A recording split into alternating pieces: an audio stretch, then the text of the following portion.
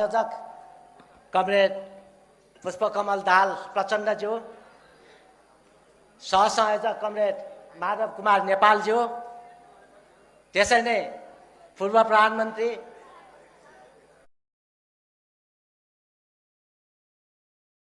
झलनाथ खनालज्यू, यहाँ मञ्चमा आसीन हुनुभएका उप प्रधानमन्त्रीज्यूहरू, पूर्व उप प्रधानमन्त्रीज्यूहरू सबै यहाँ मञ्चमा आसीन नेतागण र महिला तथा सज्जनबिन सबैमा मेरो हार्दिक सङ्घीय अभिवादन छ, जोजोलपा छ, नमस्कार छ, सबैलाई लाल सलाम। आज अत्यन्त खुसीको दिन हो। काठमाडौँ उपत्यका जहाँ चाहिँ नेपाल भ्यालीको सभ्यता विकास भयो, यस क्षेत्रमा लामो समयदेखि मैले आफ्नो राजनीतिक जीवन झन्डै 48 वर्ष बिताएँ। यस क्षेत्रमा आज यो ऐतिहासिक समायोजन कार्यक्रममा बोलिरहँदा म विगतका केही कुराहरू, केही ऐतिहासिक तथ्यहरूलाई स्मरण पनि गर्न चाहन्छु। आज कमरेड सुमन सामी यो पार्टीमा आबद्ध हुँदै हुनुहुन्छ। उहाँ र उहाँको टिमलाई स्वागत गर्ने क्रममा म के भन्न चाहन्छु भन्दा, उहाँहरूको घर यस्तो एउटा चाहिँ सेल्टर थियो जहाँ हामी चाहिँ बैठक बस्थ्यौँ।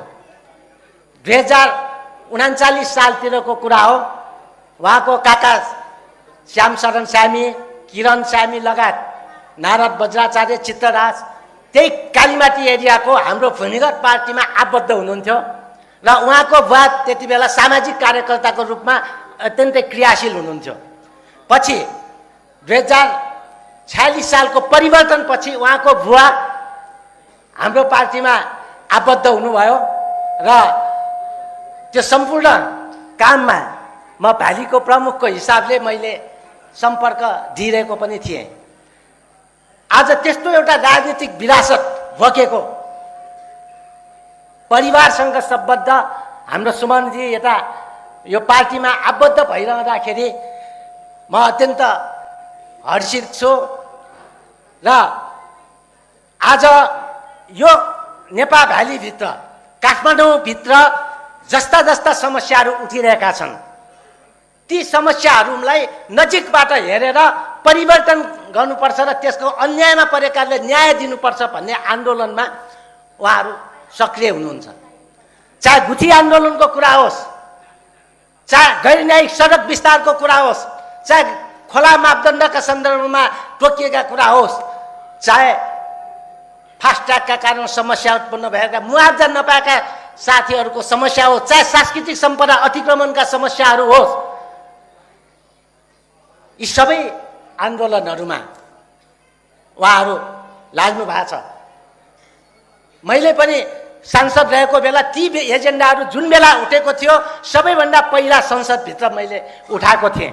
गैरन्यायिक सडक विस्तारबाट पीडितहरूको लागि मलमपट्टि लगाउनु पर्थ्यो, तर सरकारले त्यति बेला कस्तो बिल ल्याएको थियो भन्दा सार्वजनिक हितका लागि पछि मुआवजा दिने गरी जग्गा अधिग्रहण गर्न सकिनेछ। यस्तो एउटा स्थिति थियो कि शुक्रबारको दिन मध्यरातमा अदालत बन्द भइसकेपछि घर फर्न जान्थ्यो। कयौं यहाँका नेताहरू त्यसको विरोध गर्थे, हामीहरू सब विरोध गर्थ्यौँ, तर त्यो घटनाले धेरै मानिसहरूमा समस्या उत्पन्न भएर कति साथीहरू त हार्ट एट्याक भएर मृत्यु भएको थियो। त्यस्तो स्थितिमा यो मुभमेन्टलाई अगाडि बढाएर आउनुभयो। यहाँ खोला मापदण्ड आयो, अरू विविध समस्याहरू आए, गैर न्यायिक सडक विस्तारको कुरा गर्दा सडकले घर मिच्यो, वास्तवमा घरले सडक मिच्या थिएन। 25-30 वर्ष अगाडि कानुन आयो, 500-700 वर्ष अगाडि घर बन्यो। अनि 500-700 वर्ष अगाडि बनेको घरले बाटो मिचेको हुन्छ, तर हाम्रा मूलधारका पत्रकारज्यूहरूले पनि त्यसरी नै लेख्न थाल्नुभयो। सडकले घर मिच्यो, खोला मापदण्डले ठाडठलो हनन गर्यो, सहकारी पीडितहरूको समस्याले उनीहरूको बचत पनि समाप्त भयो। यस्तो पीडामा भएको बेला यो मुभमेन्टलाई अगाडि बढाउने र नयाँ ढङ्गले विकास दिनुपर्छ भन्ने हिसाबले लागेको हुँदा हाम्रो पार्टीमा आज त्यो सबै शक्तिहरू आबद्ध भइरहँदाखेरि यसले पार्टीलाई एउटा महत्त्वपूर्ण दिन्छ भन्ने मैले विश्वास गरेको छु। र अहिले अब हामी सबैलाई थाहा छ कि नेपालमा जेन्जी आन्दोलनपछि एउटा नयाँ परिस्थिति उत्पन्न भयो। जेन्जी आन्दोलनको बेला धेरै पार्टीहरू भाग्यो, तर हाम्रो नेतृत्वले त्यसलाई सम्हाल्यो, राष्ट्रपति कहाँ गएर सम्हाल्यो। सुन पनि आगोमा परेपछि मात्रै सुन हो कि होइन भन्ने पत्ता लाग्छ। हाम्रो नेतृत्व त्यसरी नै पग्लिएर आएको नेतृत्व।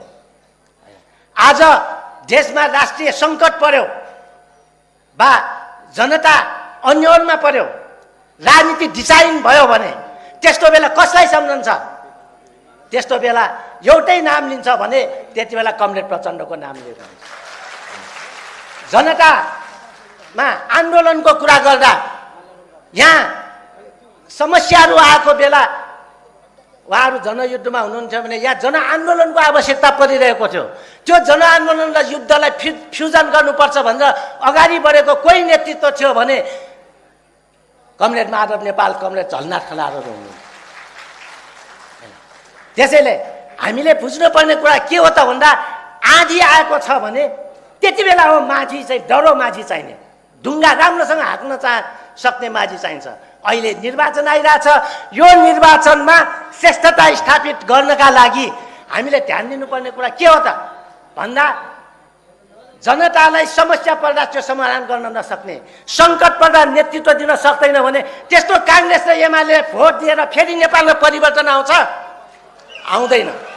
त्यसकारण परिवर्तनका लागि हामी जानुपर्छ भने अब हामीले चाहिँ नयाँ ढङ्गबाट एउटा नयाँ विचार, नयाँ सङ्कल्प र नयाँ दिशा भएको यो पार्टीलाई रोज्न जरुरी छ। र हाम्रो नेतृत्व सक्रिय हुनुहुन्छ र बाघ बुढोको अगाडि चाहिँ भएको छ भने पनि स्याल जतिसुकै तन्नेरी भए पनि त्यसको केही लाग्दैन। आज नयाँ शक्ति भनेर आएकाहरू त्यस्ता तन्नेरी स्यालहरू जस्ता हुन् जसले नेपालको राष्ट्रिय स्वाधीनतालाई पनि समस्यामा पार्न खोजिरहेका छन्। आज ती नयाँ शक्तिहरूको रिमोट कहाँ छ? उनीहरूका एकता र उनीहरूका विभाजनका कुराहरू कहाँ हुन्छ भन्दा विदेशका होटेलहरूमा हुन्छन्। अनि नेपालको राष्ट्रिय स्वाधीनता जोगिन्छ। त्यसकारण म अन्त्यमा के भन्न चाहन्छु भने आज नयाँ विचार, नयाँ सङ्कल्प, नयाँ सङ्गठनात्मक शक्ति सबैलाई मिलाएर जुन यो पार्टी अहिले अगाडि बढेको छ, यो पार्टीको वरिपरि गोलबन्द भएर अब यो देशको परिवर्तन गर्नुपर्छ, यो देशमा सुशासन, समृद्धि र सामाजिक न्याय ल्याउनुपर्छ, संहिता, गणतन्त्र, धर्मनिरपेक्षताको रक्षा गर्नुपर्छ, समानुपातिक समावेशिताको रक्षा गर्नुपर्छ। त्यसैले म भ्रमवश अरू कुनै पार्टीमा एमाले वा अरू कुनै कम्युनिस्ट पार्टीहरूमा वा नेपाली कङ्ग्रेसमा लागेको छ भने पनि म यहीँबाट आह्वान गर्न चाहन्छु, तपाईँहरू पनि यता आबद्ध हुनुहोस्। सतीदेवीको लास बोकेर, तपाईँहरूलाई थाहा छ स्वस्थानीमा सतीदेवी भने लास मृत्यु भएपछि महादेवलाई प्यार हो भनेर चाहिँ बोकेर बसेको थियो। तर मृत्यु भइसकेको लास भने गनाउँछ। यो देशमा काङ्ग्रेस र एमाले गनाइसकेको पार्टी हो। नारा सुशासनको, लोकतन्त्रको दिन्छ, तर काम चाहिँ विपरीत गर्छ। त्यसकारण पनि हामीले अब नयाँ ढङ्गले सोच्न जरुरी छ। सबै साथ पार्टीका संयोजक कमरेड पुष्पकमल दाहाल, प्रचण्ड